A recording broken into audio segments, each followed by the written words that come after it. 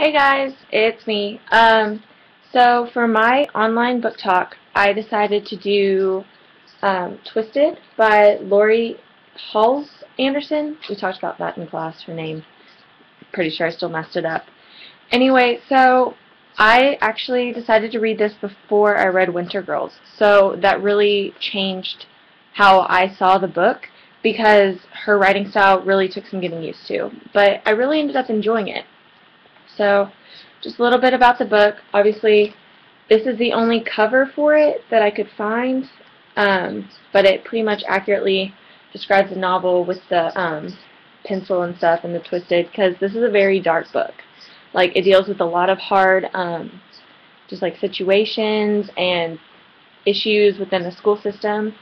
So, it's also important to know that there's a warning on like the first page, and it says, "Note, this is not a book for children."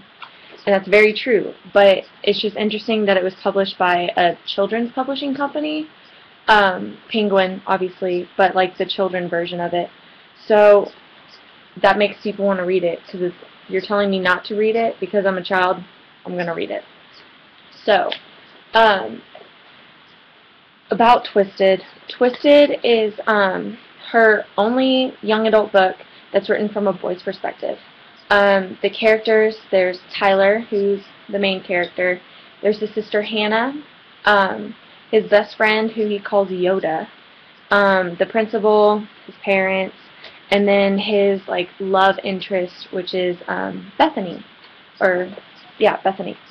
So basically, the book starts off, it's talking about Tyler and like what's happened to him so far, and you find out, here, I'll read it for you.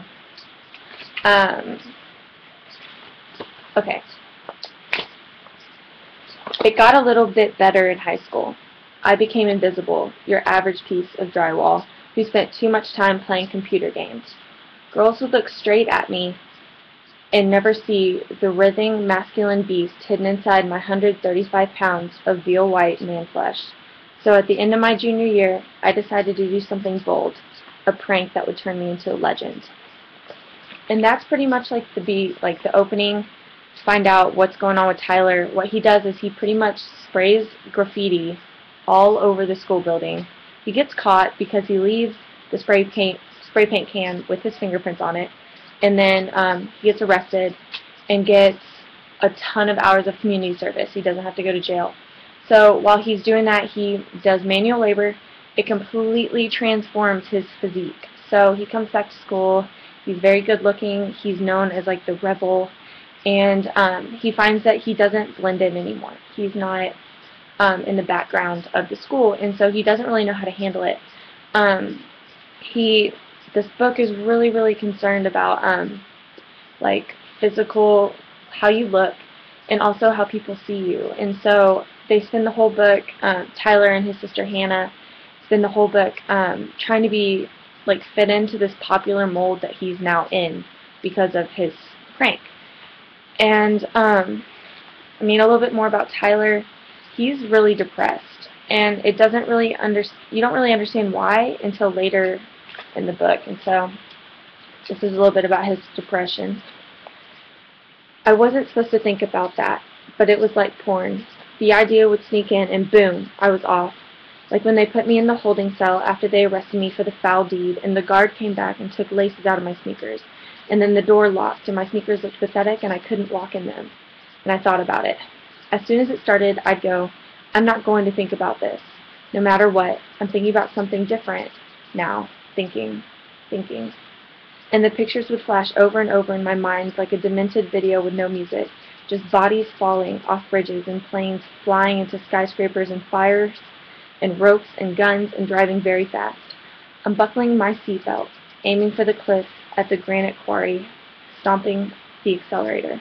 Passing 90 when I hit the edge, flying, then plunging to the bottom, the car bouncing off the slabs of granite, spinning, crumpling, the explosion. Thinking about death relaxes me, as usual. My open cuts dripped on the sheets. Gone. So, I mean, obviously just from that passage, Tyler's obsessed with death, and that's what he uses to really calm himself down throughout the whole book. And you, like, as the book progresses, you really find out that his home life is horrible. His mom basically is just like, his mom and dad are in counseling. They're still married, but they don't really communicate at all. His dad's a bully. He yells at Tyler for no reason. He won't let him go to parties or anything, and basically he's miserable, so he tries to make everybody in the family miserable. And his mom just makes excuses for him. And so the whole book, he's really just like angry at home, angry at school. He's just a really unhappy person until he gets to school after the incident or the graffiti and realizes that he's like really popular, and he's caught the eye of the most popular girl in school, which is Bethany. So he spends a long time, a few months, just like trying to deal with his newfound love for her and attraction for her, and trying to see if she likes him back. So it's like this whole, does she not like me? She gives signals, but then she'll ignore him. And so you're really like reading into that the whole time. And then there's one part where they finally get together and kiss at the football game, and he describes it like this: "It wasn't like we were going out, not exactly, not officially, but we were at the 'she gets to go through my wallet' stage, and I had kissed her in front of the police armed with guns, and she'd kissed back instead of having me arrested." So he's really funny. That's how he talks the whole time. He really runs words together. And so at that point, that's like building up toward the twisted part of the novel, which is later that night after they've like kissed for the first time, they go to a party, and Bethany gets really, really drunk. He's not drunk, and she takes him up to the bedroom upstairs, and obviously she tries to have sex with him, and he won't do it because he's actually like a really good guy.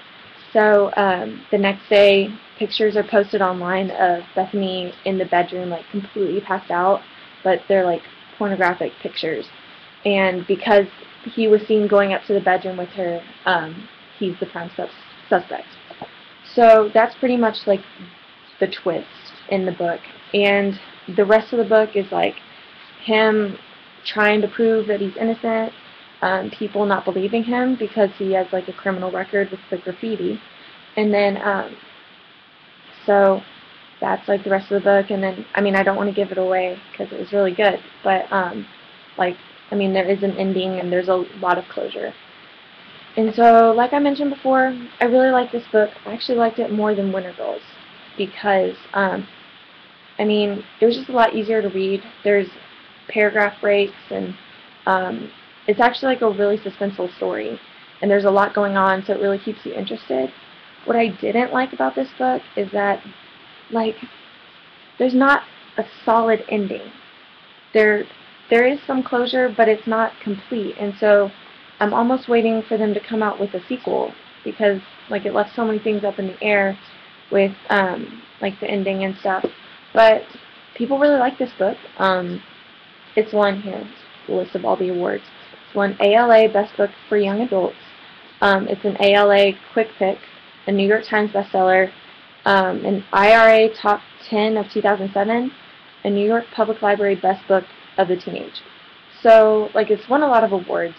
It's really popular in schools. It's really teachable because it's from a boy's perspective, so it gives, like, that dynamic. And it really talks about, like, the sensitive side of a guy. So people really seem to like it. But yeah, I'd really recommend this book. It's great. It's got an awesome story. And then Anderson is just fantastic. So yeah, that's my book talk. I hope y'all read it.